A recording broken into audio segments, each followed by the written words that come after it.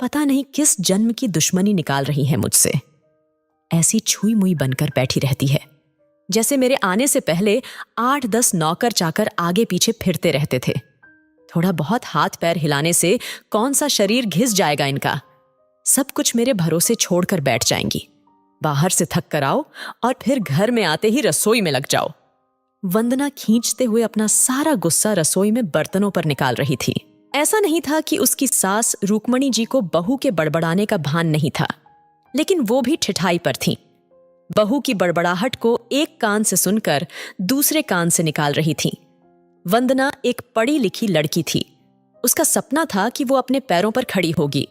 उसने नौकरी के लिए कई जगह आवेदन भी दे रखा था। इस बीच जब उसके लिए अनिकेत का रिश्ता आया तो उसने साफ साफ कह दिया कि वो शादी इसी शर्त पर करेगी कि शादी के बाद उसे अच्छी नौकरी मिली तो कोई उसे नौकरी करने से नहीं रोकेगा।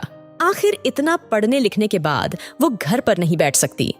अनिकेत और उसके घर वालों को इस बात से कोई आपत्ति नहीं थी कि उनकी बहू नौकरी करेगी, इसलिए दोनों तरफ से खुशी खुशी ये रिश्ता हो गया।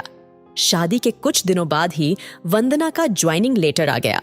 जिस दिन वंदना ने अपने ससुराल वालों से कहा था कि वो अब नौकरी करेगी, तो उसकी सास रुक्मणी जी ने सारे परिवार के सामने कह दिया था, बहू नौकरी करे, इससे मुझे कोई आपत्ति नहीं है।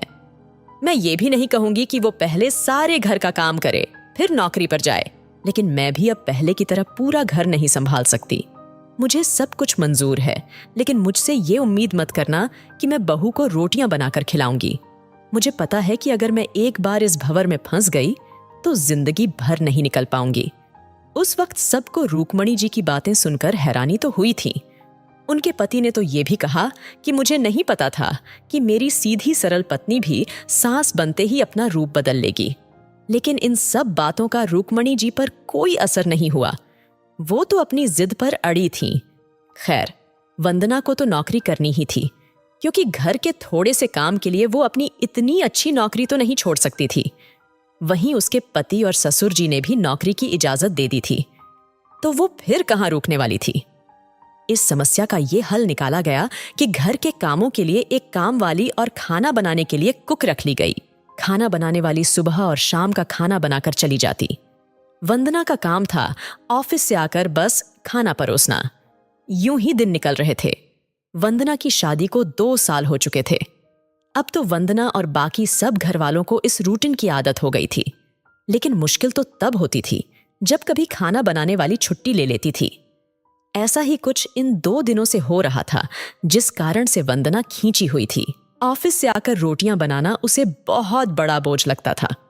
वैसे तो रुक्मणी जी इन दिनों में सब्जियां काट कर बना देती थीं, लेकिन बहू के ऑफिस से आने के बाद रसोई में झांकती भी नहीं थी। उस समय वंदना को अपनी बैठी हुई सास बहुत चुभती थी। वो बड़बड़ाती रहती और रोटियां बनाती रहती। बाद में अपनी मां से फोन पर भर भर कर शिकायत करती, जिसके बाद उसे थोड़ा सा सुकून मिलता था। कुछ दिनों बाद वंदना के भाई की शादी भी तय हो गई। वंदना की होने वाली भाभी भी नौकरी का पेशा था। वंदना की मां ने सगाई के वक्त ही खुश होते हुए गर्व से कह दिया, भाई मैं तो और सासों की तरह नहीं हूं जो बहू के आने पर हाथ धरकर बैठ जाऊं। जब अभी तक पूरा घर संभाल रही थी तो अब क्यों नहीं? मेरी बहू को मेरी तरफ से पूरी छूट रहेगी। जब एक मां अपने बच्चों को रोटियां बनाकर खिला सकती है तो बहू को क्यों नहीं खिला सकती? बहू, तुम निश्चिंत होकर नौकरी करना, रसोई मैं संभाल लूंगी। वंदना की मां के उच्च विचार सुनकर उसकी होने वाली भाभी का पूरा परिवार और खुद वंदना भी गदगद हो गई। वाह मां, आप कितने बड़े दिल की हैं। काश मेरी सास भी आपकी तरह होती, लेकिन मेरी किस्मत में ये सुख कहां। मेरी सास को तो बस हुक्म चलाना आता है। मुझे गर्व है कि मेरी मां इतने खुले विचारों की है। अपनी चिड़चिड़ाहट निकालते हुए वंदना बोली। कुछ दिनों में ही वंदना के भाई की शादी हो गई और कुछ दिनों बाद ही वंदना की भाभी ने अपनी नौकरी ज्वाइन कर ली। वंदना की मां भी अपनी बहू को हथेलियों पर रखती थी। सुबह उसका नाश्ता, टिफिन, फिर रात का खाना भी तैयार रखती थी। अपने हाथों से परोसकर सबको खाना खिलाती थी। उनकी बहू भी मम्मी जी करती हुई अपनी पसंद नापसंद बताती रहती थी, जिसे वंदना की मां बड़े चाव से पूरा करने में लगी रहती थी। खुशी खुशी दिन बीत रहे थे, लेकिन ये प्रक्रिया धीरे धीरे अब उदासीनता में बदल रही थी। वंदना की भाभी को अब कुछ भी न करने की आदत पड़ गई थी। एक दिन जब वंदना फोन पर अपनी माँ से बात कर रही थी तो उसकी माँ बस रो पड़ी। बेटा, मैं इतना करती हूँ तेरी भाभी के लिए, फिर भी उसे मेरी कद्र नहीं। अरे, मेरी दी हुई छूट अब मुझ पर ही भारी पड़ने लगी है। क्या हुआ माँ? आप ऐसे क्यों बोल रही हैं? आप तो भाभी का मुझसे भी ज्यादा ध्यान रखती हैं। क्या भाभी ने आपसे कुछ कहा है? वंदना बेचैन होते हुए पूछने लगी। कुछ क्या बेटा, अब तो सब कुछ वो मुझे ही कहती है। ऑफिस से आने के बाद एक गिलास पानी के लिए भी मुझे आवाज देती है। नाश्ते में थोड़ी देर हो जाए तो मदद करने के बजाय गुस्सा होकर यूं ही बिना खाए चली जाती है। आखिर मेरा भी कुछ आत्मसम्मान है या नहीं? मैं तो उसके लिए बस काम वाली बनकर रह गई हूं। माँ, ये तो बहुत गलत बात है। आप भाई से साफ साफ क्यों नहीं कह देती कि अपनी बीवी की लगाम खींच कर रखे? आप माँ हैं, कोई नौकरानी नहीं। भाभी नौकरी करती है, इसका मतलब ये नहीं कि आप पर हुक्म चलाएगी। गरजते हुए वंदना बोली। किस मुंह से कहूं बेटा? पहले तो खुद मैंने ही आगे बढ़कर कुल्हाड़ी पर अपना पैर दे मारा, फिर शिकायत किससे करूं? तेरे पापा ने तो कहा भी था कि बहू को ज्यादा छूट दोगी तो बाद में पछताओगी। लेकिन मैं ही बड़ाई की भूखी थी जो अपनी बहू को सर पर चढ़ा लिया। एक बात कहूं बेटा, तू चाहे अपनी सास को कुछ भी कह, लेकिन समधन जी का यह फैसला सही था कि वो बहू को रोटियां बनाकर नहीं खिलाएंगी। एक बार वो सबकी नजरों में बुरी अक्ट सास तो बन गई, लेकिन आगे के लिए कम से कम अपना आत्मसम्मान तो बचा लिया। अब ना तो तू उन्हें कोई ताना दे सकती है और ना ही कोई रिश्तेदार।